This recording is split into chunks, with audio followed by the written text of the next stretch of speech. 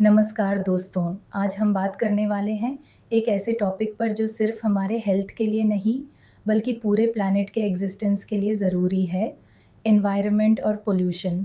आपको पता है कि हर साल मिलियंस ऑफ लोग पोल्यूशन रिलेटेड डिजीज़ेज़ की वजह से सफ़र करते हैं और हमारे एंशिएंट इंडियन फ़िलॉसफ़ी में एनवायरनमेंट को कैसे प्रोटेक्ट करने की बात की गई है, ये भी हम एक्सप्लोर करेंगे। तो चलिए बिना किसी देरी के शुरू करते हैं। एनवायरनमेंट का मतलब क्या होता है? एनवायरनमेंट यानी वातावरण, वो सब कुछ जो हमें सराउंड करता है, जैसे कि air, water, land, animals, plants, सब कुछ एनवायरनमेंट का पार्ट है। लीगल डेफिनेशन के हिसाब से एनवायरनमेंट प्रोटेक्शन एक्ट 1926 कहता है, environment includes water, air and land and the interrelationship between them and all living beings।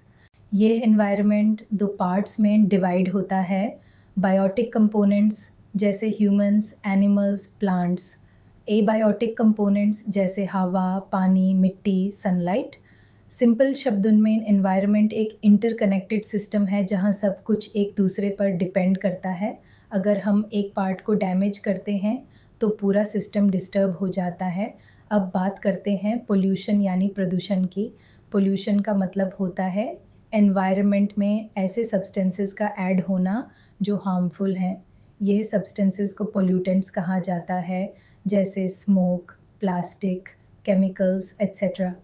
Environment act कहता है, pollution means the presence of any pollutant which may be harmful to the environment.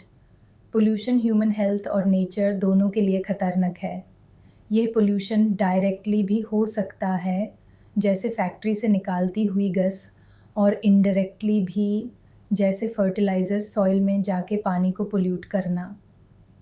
आज के time में pollution हर जगह फैल रहा है, गांव हो या शहर, जंगल हो या समुंदर। पोल्यूशन कई तरह का होता है, चलिए एक एक करके समझते हैं।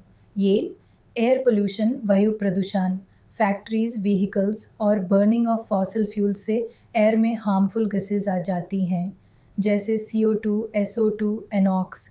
ये लंग्स के लिए बहुत डेंजरस हैं।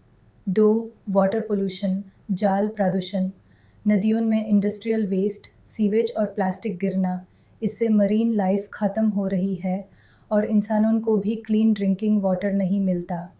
3 सॉइल पोल्यूशन, मिट्टी का प्रदूषण, पेस्टिसाइड्स, केमिकल फर्टिलाइज़र्स और गार्बेज से मिट्टी ख़राब हो जाती है, फार्मिंग अफेक्ट होती है। 4 नॉइज़ पोल्यूशन, शब्द प्रदूषण, ज़्यादा हॉर्न बजाना, लाउड स्पीकर्स, इंडस्ट्रियल नॉइज़ से स्ट्रेस और हीयरिंग लॉस होता है। 5 थर्मल पोल्यूशन, फैक्ट्रीज़ जब गर्म पानी रिवर्स में छोड़ती हैं तो एक्वाटिक लाइफ डिस्टर्ब होती है। 6 लाइट पोल्यूशन, शहरों में आर्टिफिशियल लाइटिंग से स्काई विजिबिलिटी और ह्यूमन बॉडी साइकिल्स डिस्टर्ब होती हैं। 7 radio active pollution, nuclear plants या रेडियो एक्टिव वेस्ट अगर लीक हो जाए तो लॉन्ग टर्म जेनेटिक डैमेज हो सकता है। पोल्यूशन के सोर्सेज 2 टाइप्स के होते हैं, नेचुरल और human made. Natural sources volcanic eruptions, forest fires, dust storms, methane release from wetlands. Human induced sources 1 industries, chemicals, gases, effluents release करते हैं। 2 vehicles, smoke, carbon monoxide. 3 construction, dust, debris. 4 agriculture, fertilisers, pesticides, run off. 5 domestic waste, plastic, sewage, cleaning products. आज पोल्यूशन का major reason human activity ही है और हमें इस ट्रेंड को रिवर्स करना होगा। पोल्यूशन के कॉन्सिक्वेंसेस हर लेवल पर दिखाई देते हैं। हेल्थ इम्पैक्ट, एयर पोल्यूशन से asthma, lung cancer, water pollution से कॉलेरा, टाइफॉइड, नॉइज़ पोल्यूशन से anxiety, hearing loss, radioactive pollution से cancer, birth defects. Ecosystem impact, animals और प्लांट्स एक्सटिंक्ट हो रहे हैं, मरीन लाइफ प्लास्टिक की वजह से मर रही है, सॉइल की फर्टिलिटी रिड्यूस हो रही है। Climate change, global warming, glaciers melt हो रहे हैं, फ्लड्स और ड्राउट्स बढ़ रहे हैं। इकोनॉमिक लॉस, हेल्थ केयर का बर्डन, एग्रीकल्चर लॉसेस, टूरिज़्म और फिशरीज़ की डिक्लाइन। ये कॉन्सिक्वेंसेस सिर्फ इंडिविजुअल लेवल पे नहीं, बल्कि नेशनल और ग्लोबल लेवल पर हैं। इंडियन गवर्नमेंट ने पोल्यूशन से फ़ाइट करने के लिए कई लॉज बनाए हैं। Environment Protection Act 1986, Umbrella Act Air Prevention and Control of Pollution, Act 1981 Water Prevention and Control of Pollution, Act 1974 Noise Pollution Rules 2000, Hazardous Waste Management Rules 1989। Indian judiciary भी active है। MC Mehta और union of India जैसे cases ने environment को protect करने में major role play किया, पर सिर्फ कानून बनाना काफ़ी नहीं है, उसका इम्प्लीमेंटेशन और पब्लिक अवेयरनेस भी ज़रूरी है। अब बात करते हैं हमारे एंशंट इंडियन विजडम की। हमारे वेदास और पुराणस में एनवायरनमेंट को डिवाइन माना गया है। वैदिक बिलीफ्स, मता भूमि पुत्रो अहम पृथिव्या, अर्थ इज़ आवर मदर, पंचा महाभूतास, अर्थ, वाटर, फायर, एयर, स्पेस, सबको पूजा जाता है। उपनिषाद्स एंड गीता नेचर के साथ हार्मनी और बैलेंस मेंटेन करना धर्म है। ओवर एक्सप्लॉयटेशन से विनाश होता है, ये गीता में बताया गया है। कौटिल्याज अर्थशास्त्रा, किंग्स को फॉरेस्ट्स और वाइल्ड लाइफ को प्रोटेक्ट करना होता था। डिफॉरेस्टेशन या पोल्यूशन पर पनिशमेंट होती थी। Cultural practices, sacred groves, people tree worship festivals like Nag Panchami, वृक्षा बंधन बिश्नोई कम्युनिटी, एनिमल्स और ट्रीज़ की रक्षा के लिए जान दे देना एंशंट इंडिया में कोएग्जिस्टेंस और रेवरेंस फॉर नेचर कल्चर का हिस्सा था।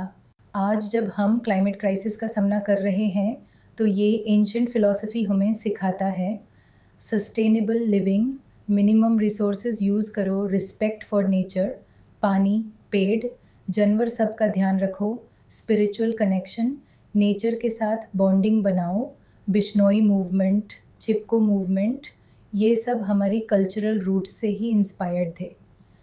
इसलिए मॉडर्न टेक्नोलॉजी के साथ अगर हम अपने स्पिरिचुअल और कल्चरल वैल्यूज़ को जोड़ दें तो पोल्यूशन को काफ़ी हद तक कंट्रोल किया जा सकता है। तो दोस्तों, आज हमने जाना एनवायरनमेंट और पोल्यूशन के बारे में, उनके टाइप्स, सोर्सेज, कॉन्सिक्वेंसेस और एंशंट इंडियन पर्सपेक्टिव। हमारी ज़िंदगी और हमारे फ्यूचर का सर्वाइवल एनवायरनमेंट पे डिपेंड करता है। सिर्फ गवर्नमेंट पॉलिसीज़ नहीं, बल्कि हम सबको अपना रोल प्ले करना होगा। प्लास्टिक कम यूज़ करो, ट्रीज़ लगाओ, पोल्यूशन कंट्रोल लॉज का पालन करो और सबसे इम्पॉर्टेंट, नेचर के प्रति ग्रैटिट्यूड और रिस्पेक्ट रखो। अगर हम अपना एटीट्यूड चेंज करें तो दुनिया ज़रूर बदलेगी। धन्यवाद।